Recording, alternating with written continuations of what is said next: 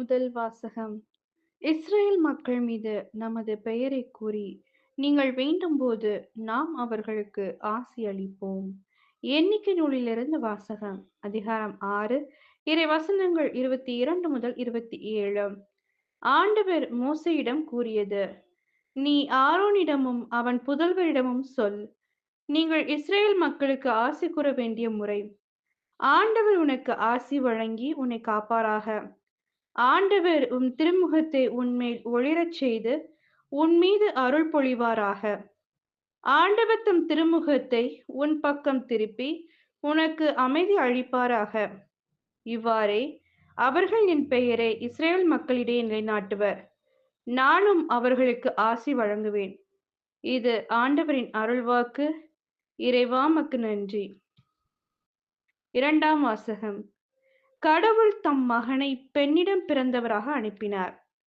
திருத்தூதர் பவுல் கலாத்தியருக்கு எழுதிய திருமுகத்திலிருந்து வாசகம்.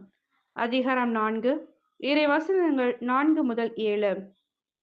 சகோதர சகோதரிகளே, காலம் நிறைவேறிய போது திருச்சட்டத்திற்கு உட்பட்டிருந்த நம்மை மீட்டு தம் பிள்ளைகள் ஆக்குமாறு கடவுள் தம் மகனை பெண்ணிடம் பிறந்தவராகவும் திருச்சட்டத்திற்கு உட்பட்டவராகவும் அனுப்பினார்.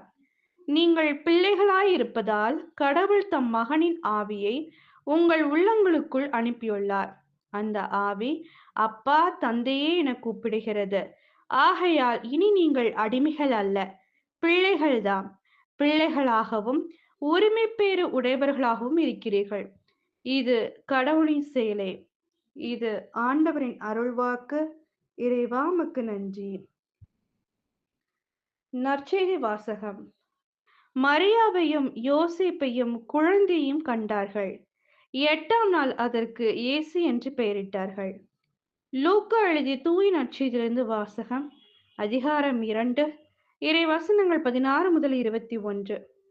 அக்காலத்தில் இடையர்கள் பெத்லஹேமுக்கு விரைந்து சென்று மரியாவையும் யோசேப்பையும் தீவன தொட்டியில் கிடத்திருந்த குழந்தையும் கண்டார்கள். பின்பு அந்த குழந்தையை பற்றி தங்களுக்கு சொல்லப்பட்ட செய்தியை தெரிவித்தார்கள். அதை கேட்ட யாவரும் இடையர்கள் தங்களுக்கு சொன்னவற்றை குறித்து வியப்படைந்தனர். ஆனால் மரியா இந்நிகழ்ச்சியிலெல்லாம் தம் உள்ளத்தில் இருத்தி சிந்தித்துக் கொண்டிருந்தார். இடையர்கள் தாங்கள் கேட்டவை கண்டவை அனைத்தையும் குறித்து கடவுளை போற்றி புகழ்ந்து பாடிக்கொண்டே திரும்பிச் சென்றார்கள். அவர்களுக்கு சொல்லப்பட்டவாறு எல்லாம் நிகழ்ந்திருந்தது. குழந்தைக்கு விருத்தசேதனம் செய்ய வேண்டிய 8ஆம் நாள் வந்தது. தாயின் வயிற்றில் உருவாகும் முன்பே வானதூதர் சொல்லியிருந்தவாறு அதற்கு இயேசு என்று பெயரிட்டார்கள். இது கிறிஸ்துவின் நற்செய்தி. கிறிஸ்துவே உமக்கு புகழ்.